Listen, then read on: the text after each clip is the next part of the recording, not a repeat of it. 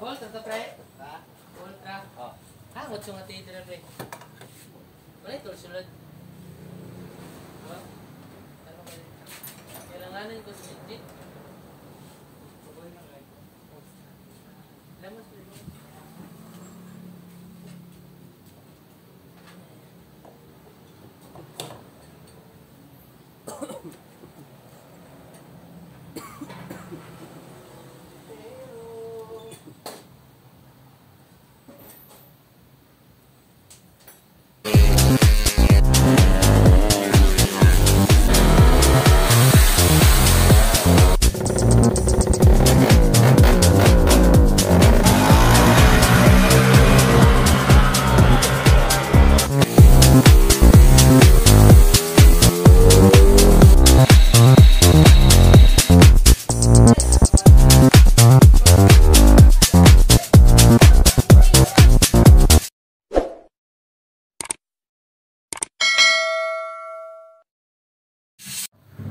So ito na mga doon, nabuo ko na yung NMAX, yung pangloob.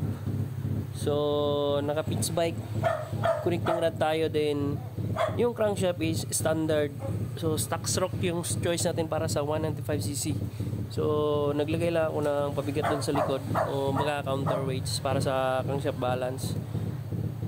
And yung gagamitin naman natin head is Sniper 150 C5 na naka pitch bike na valvula. And pitch bike din na cam. So ito yung ginamit natin cam, pitch bike cam. And then ito rin yung block natin mga do, pitch bike. So ikakabit ko na siya.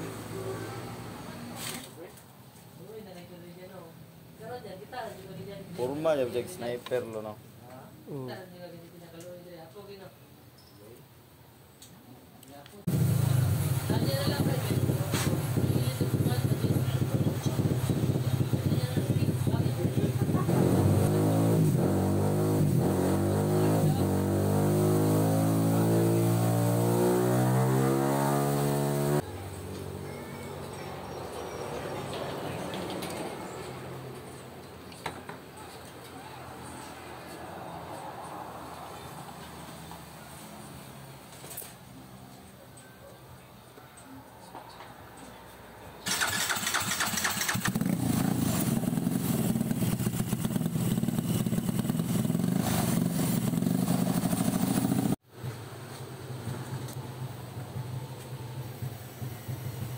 All pitch bike.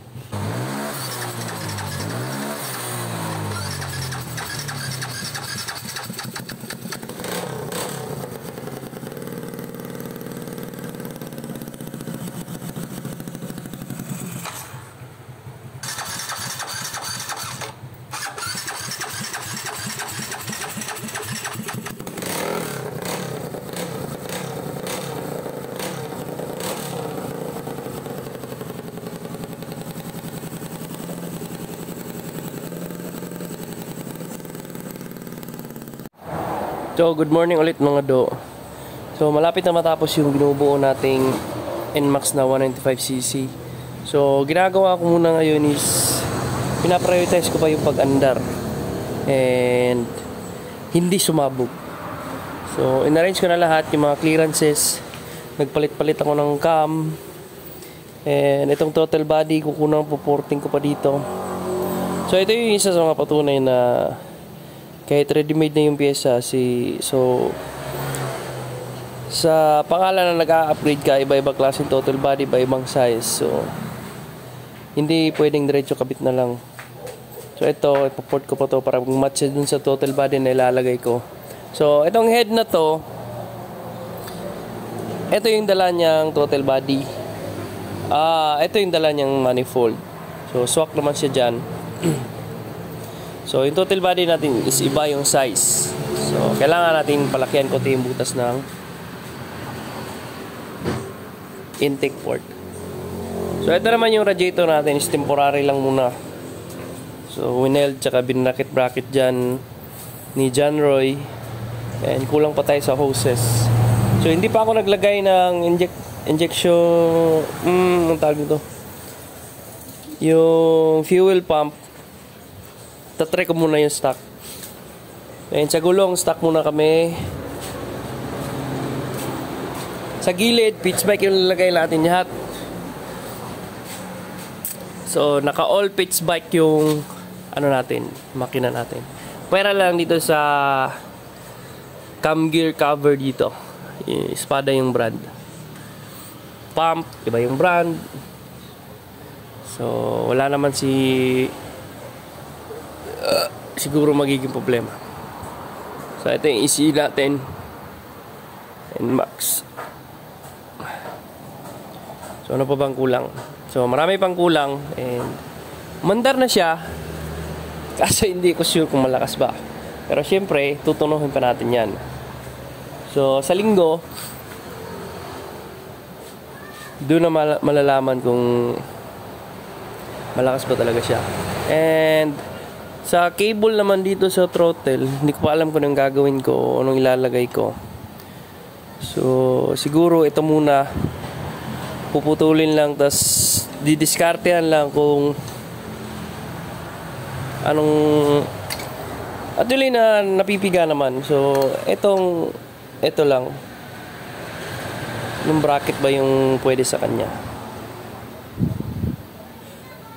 So, malapit na tayo matapos. Maro-road test na natin to sa racetrack.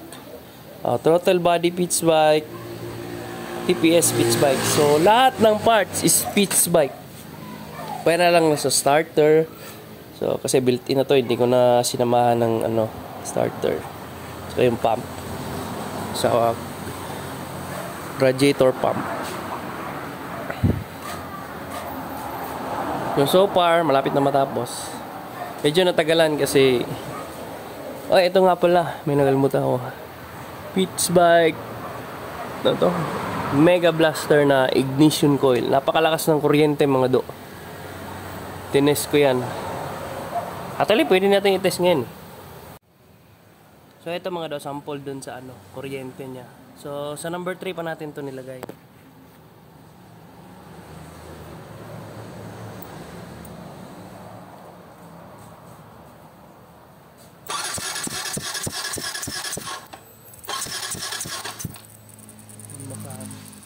Dahil ko sa gunard na, gunard.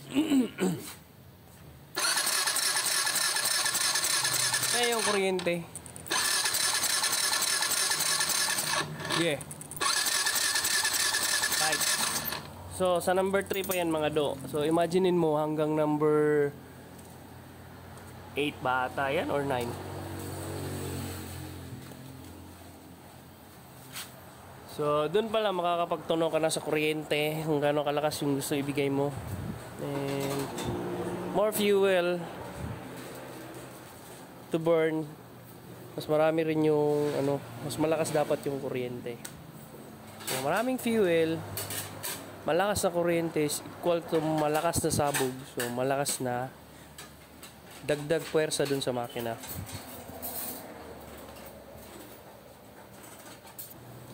So, sa pagbuo nito mga daw, yung mga sensors natin, eto na lang yung natira. Sa temperature sensor niya, TPS. So, kasya yung sniper na TPS dito sa NMAX, diretso lang. And, ano pa ba? Yung sa minor niya, eto, is wala na. So, condemn na to. So, hindi ko pa na-try kung anong resulta pag di nilagay. Siguro mag-check engine din. Ngayon ko pa lang matatry.